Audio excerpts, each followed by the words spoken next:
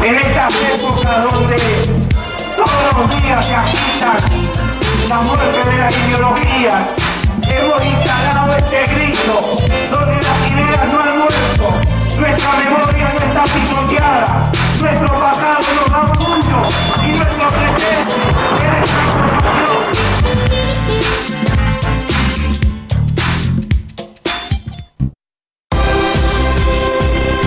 La tecnología nos conecta, la solidaridad nos une. Banco Credicop Cooperativo, la banca solidaria. ¿Qué tal? ¿Cómo les va? Bienvenidos a esta nueva edición de la cultura del trabajo. Y bueno, en una semana donde continúa esta metodología que ya ha impuesto el gobierno, que es lisa y llanamente la de la represión ante cualquier cuestión social que se produzca en el país, que se genere en cualquier provincia, que se genere con cualquier colectivo, donde parece ser que la única salida no son las mesas de diálogo, sino tratar de ver cómo se reprime, y en este caso una brutal represión a orillas del lago Mascardi, una zona excelente, muy bonita, si ustedes la conocen, si no, la pueden visitar, un lugar espectacular, un muelle, un lugar paradisíaco. Bueno, en ese lugar se genera una represión sobre, de nuevo, la comunidad mapuche. ¿Existe el RAM? ¿No existe el RAM? ¿Es un emergente? No es un emergente, sino que es una creación, una justificación de esta represión. Para eso trajimos a un compañero que cumplió la función pública como director de parques nacionales, y donde justamente tenía entre una de sus misiones, una de sus funciones, para decirlo más claramente, la de elaborar una forma de relación con las comunidades originarias. ¿Qué tal, Bruno? ¿Cómo estás? ¿Qué tal, Claudio? Muchas gracias por la invitación. La verdad, muchas gracias por venir, sé que te costó llegar, pero bueno, acá estamos tratando la impresión que tenemos es que se conoce poco, pero no solamente se conoce poco sobre este invento, lo que yo considero que es un invento, vos me dirás, pero del RAM, sino sobre la relación con las comunidades originarias. ¿Por qué no nos contás un poco cómo el Estado encara esa relación? Bueno, yo te puedo contar desde mi experiencia en la gestión de la Administración de Parques Nacionales. La última resistencia en el momento de la emergencia del Estado Nacional, en comienzo del siglo XIX, la última gran resistencia fue en la Patagonia, ¿no? Y casualmente encabezada por el pueblo mapuche.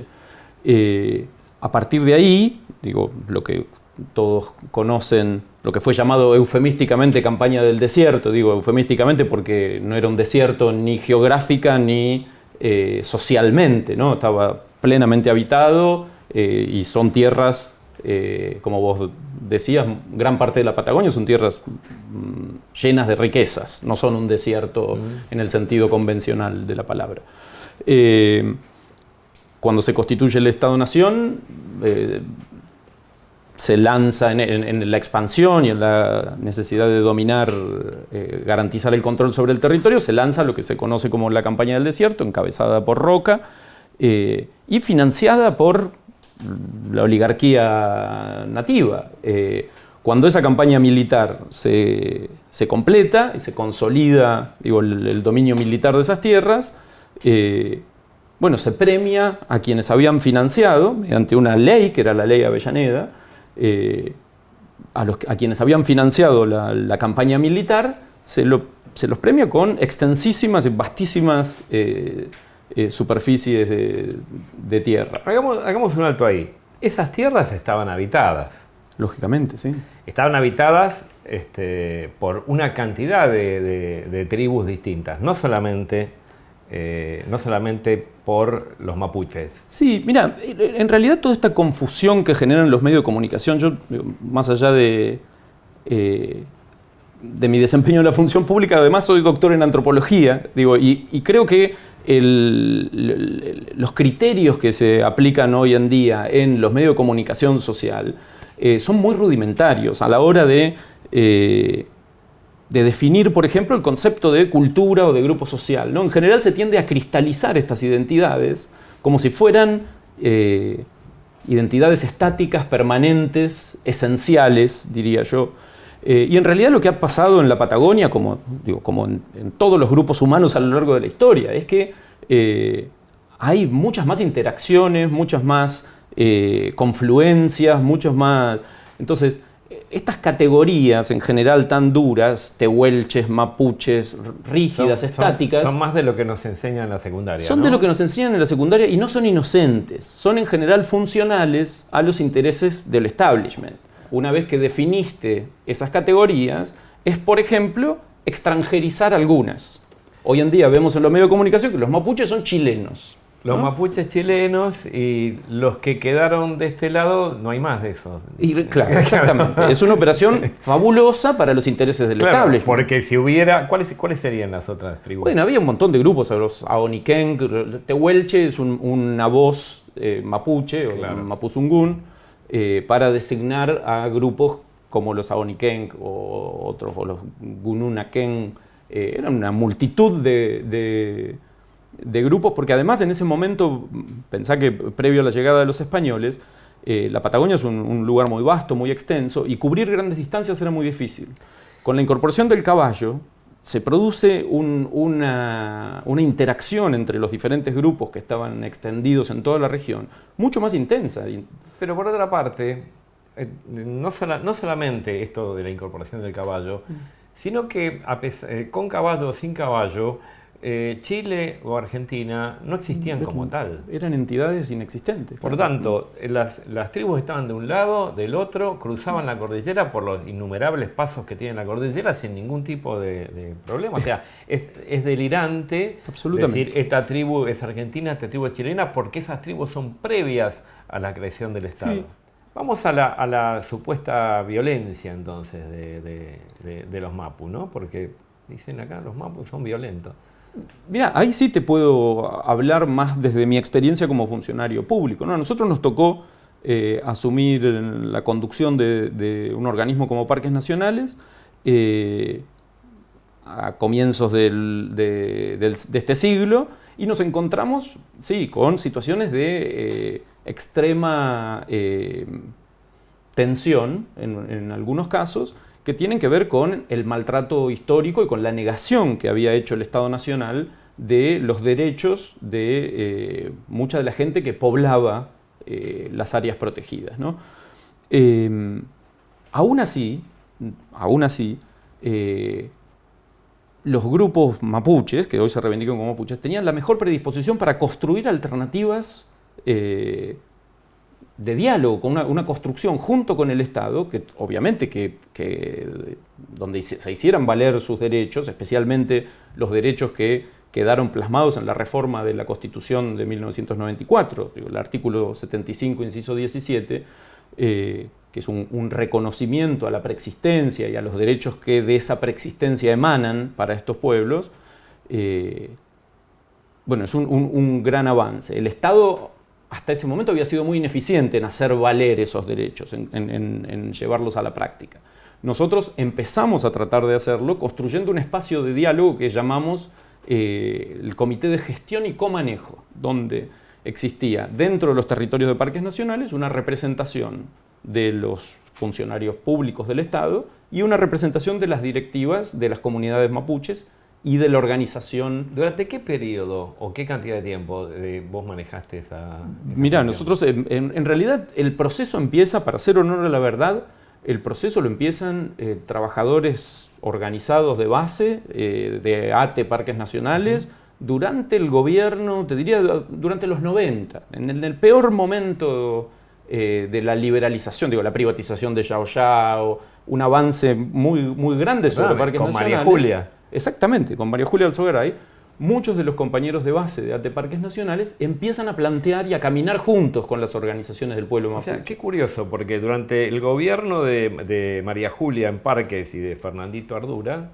empezaron como claro. director de parque.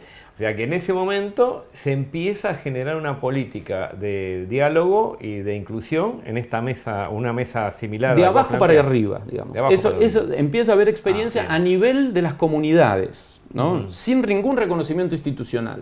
Bien. Pero se empieza a armar, más por omisión que por acción de la conducción del exactamente, organismo. pero sí, eso es como el embrión que después vamos a materializar a gran escala.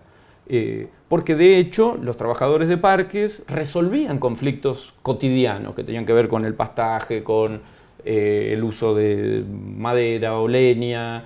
Entonces, ¿y en esos 15, 18 años tuviste algún hecho de violencia de esta magnitud? Te insisto, especialmente cuando nosotros desarrollamos e institucionalizamos el Comité de Gestión y Comanejo, no hubo una sola recuperación. ¿A qué le llamas recuperación? Hubo reivindicaciones, pero no hubo ningún grupo al estilo del que hoy reclama el derecho sobre Mascardi. Entiendo yo que tiene que ver porque habíamos construido un canal institucional donde había mínimas garantías de reconocimiento de los derechos. Entonces, ambas partes reconocían ese ámbito como un espacio legítimo y legal, además porque está plasmado ese derecho en la Constitución. Insisto, no sin tensiones. Había tensiones cotidianas en el manejo de los recursos, en disputas, cosas.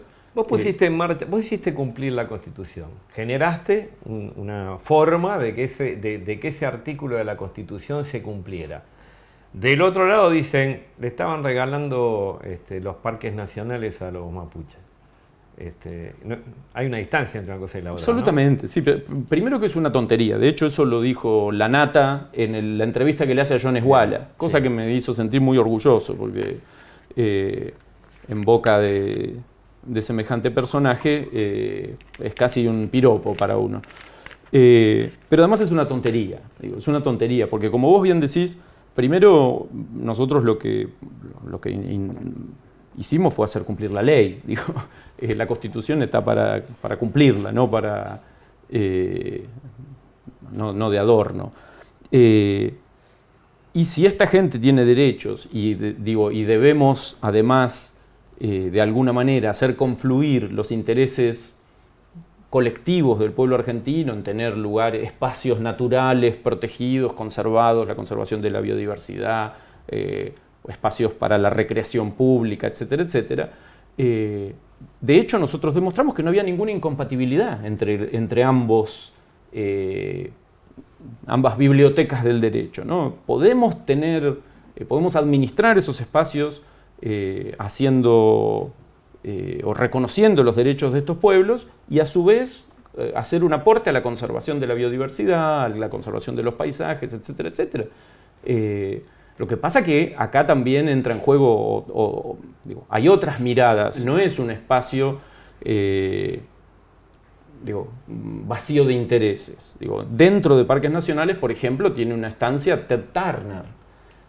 Claro. Dentro de parques nacionales tiene una estancia el Conde Swarovski, a la que viene a pasar un mes al año, ¿no? Va a pasar una temporada. Esto claramente yo creo que es lo que subyace a los conflictos que hay actualmente. El actual gobierno, no casualmente el presidente... O sea, para el Conde no hay problema, pero para los mapuches sí. Exactamente. No casualmente el presidente de Parques Nacionales hoy es un desarrollador inmobiliario. Es un señor que era el presidente de la Corporación Puerto Madero antes de ser presidente de Parques Nacionales. En el directorio de Parques Nacionales, como director por parte del Ministerio del Interior, que era el cargo que ocupaba yo, está Mariano Grondona, hijo. Entonces, me parece que claramente eso estos personajes expresan un modelo de gestión antagónico con el que nosotros impulsábamos.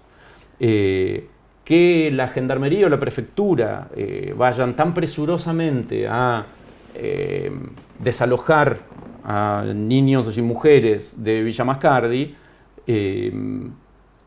resulta muy contrastante con, por ejemplo, su absoluta inmovilidad para hacer cumplir una sentencia del Tribunal Superior de Justicia de la provincia de Río Negro que ordena la apertura del camino público al Lago Escondido. la estancia de Lewis, donde va a pasar los fines de semana el presidente de la Nación. O sea que ¿eso tiene sentencia firme? Claro, sí, desde el año 2009. A través de chicanas judiciales se ha logrado impedir la apertura del camino público. Hasta ahora, todo lo que vos planteás es absolutamente lógico, es absolutamente súper entendible. Y entonces, ¿qué es la RAM, digamos? La RAM existe como tal, existe en Chile, no existe acá. Yo creo que la RAM es la gran excusa para militarizar la Patagonia y convertirla en un gran country. Hoy en día las reivindicaciones mapuches, avaladas en la Constitución Nacional, atentan contra esa mirada sobre el territorio. El modelo extractivista y que también en la Patagonia también tiene su importancia, ¿no? Porque de hecho hay vastas, especialmente en la zona de estepa, hay intereses petroleros muy, muy importantes donde los mapuches también molestan, ¿no? Al pretender hacer cumplir sus derechos. Y después en toda la zona cordillerana, que es la zona del country, de estos nombres rutilantes que mencionábamos después, las reivindicaciones de los mapuches atentan contra el uso suntuario de esos territorios. Entonces, yo creo que es bastante sencillo, en realidad. La RAM es la gran excusa para implantar una política represiva que garantice esos intereses, los intereses de los ricos y famosos y los intereses de las multinacionales de los hidrocarburos. Sin embargo, como organización, yo entiendo que de fondo, y estoy totalmente de acuerdo con lo que vos decís, sin embargo, como organización existe. Bueno, esto que como organización existe, yo no he visto más que algunos panfletos dibujados a mano, e incluso, la dirigencia, por ejemplo, ¿no? El huerquén de la Confederación Mapuche del Neuquén, Jorge Nahuel, salió clara y explícitamente a decir que es un invento de los servicios de inteligencia, la RAM. Decían que tenía contactos con Inglaterra, Eso es una tontería, mirá, se cuelgan, de hecho ha circulado mucho en las redes sociales un link de una página de Bristol de un grupo pretendidamente mapuche que reivindica los derechos que emanarían de... ¿Vos viste la película del Rey? Bueno, Orly Antoine de Tunens fue un personaje que se autoproclamó rey de la Patagonia y Araucanía. No te creo. Esta gente que mantiene el link de Bristol, que han levantado los medios de comunicación, reivindica los derechos monárquicos sobre la Patagonia. Entonces, y a partir de ahí los medios de comunicación hacen el link RAM ingleses, ¿no? Exacerbando el nacionalismo ultramontano más onzo, más pavote. Y no hay más que eso. Un delirio, por lo menos, un delirio completo. Sino que me lo demuestren, que me muestren alguna prueba material de ese vínculo. Y esto lo ha repetido la ministra de Seguridad. Es una vergüenza, Claudio. Es vergonzoso y bueno, claramente yo insisto, creo que esto no tienen pudor porque los intereses que defienden son muy fuertes, ¿no?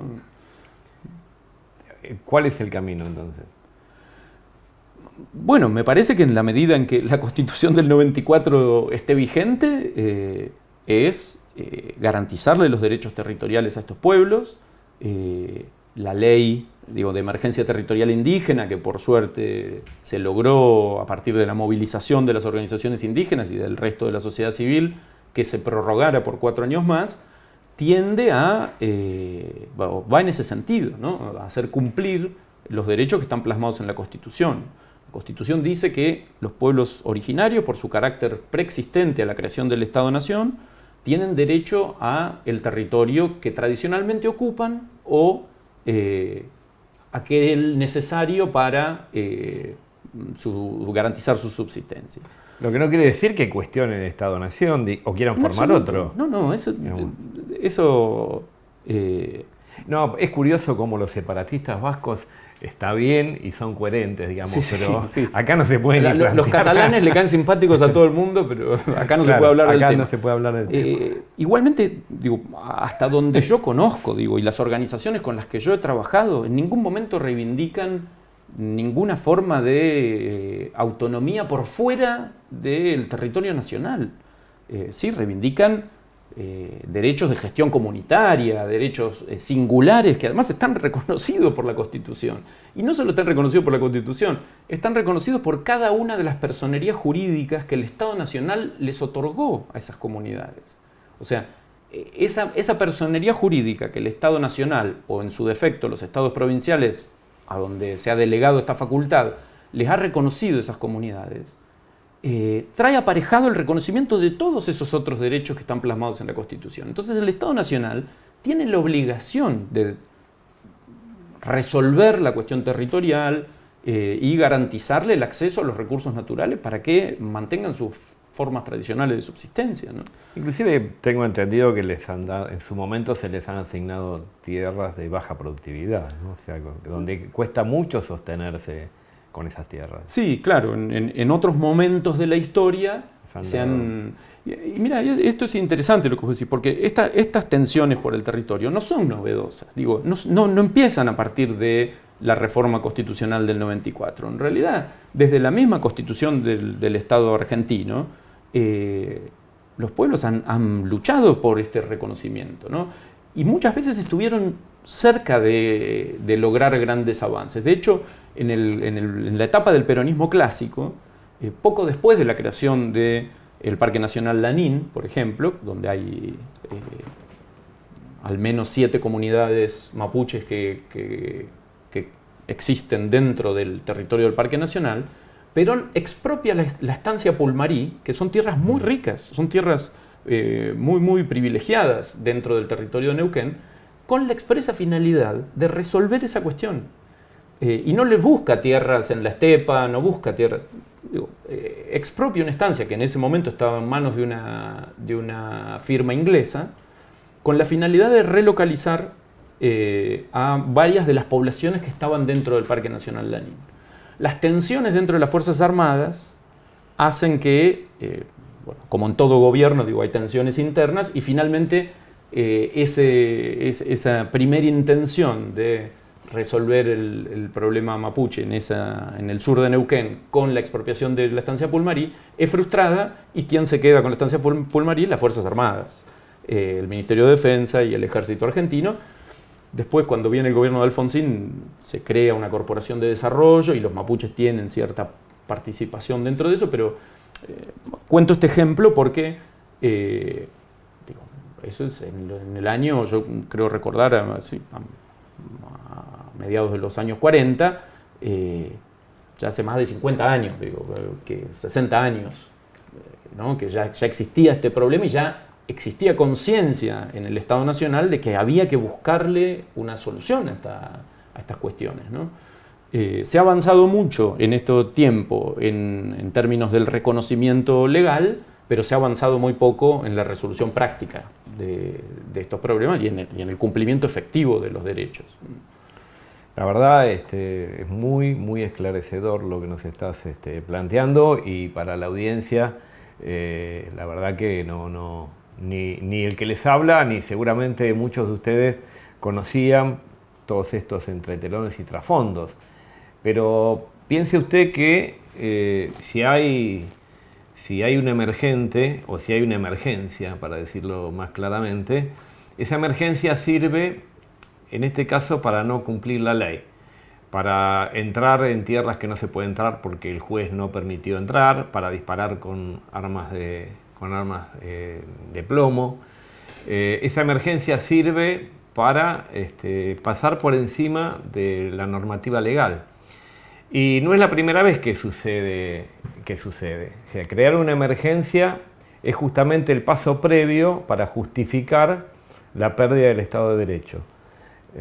La misma emergencia del año 1976, habiendo un gobierno elegido democráticamente y que faltaba 6 meses para que terminara su mandato.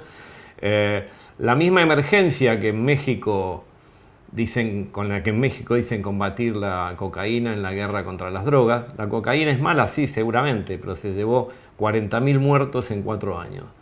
En la cocaína hubiera tardado 100 años en matar por sobredosis la misma cantidad de inocentes. Bueno, la emergencia se utiliza para saltar el Estado de Derecho.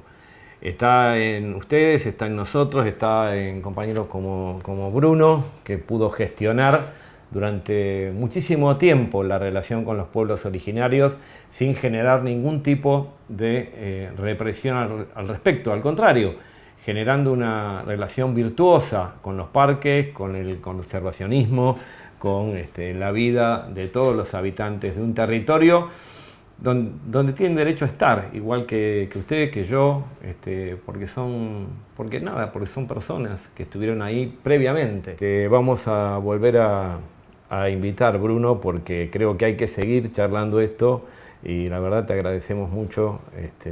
Encantado, y al revés, yo les agradezco a ustedes por esta invitación, porque me parece que es muy importante el trabajo que vos hacés, digo, en esto de construir de alguna manera un sentido común que poco tiene que ver con la realidad y que desgraciadamente está muy, muy arraigado en los medios de comunicación masivos, ¿no? Y creo que es peligroso lo que está generando, ¿no? Claramente, y bueno, nos estamos yendo, se nos acaba el tiempo. Nos vemos en la próxima edición de La Cultura del Trabajo. Muchas gracias.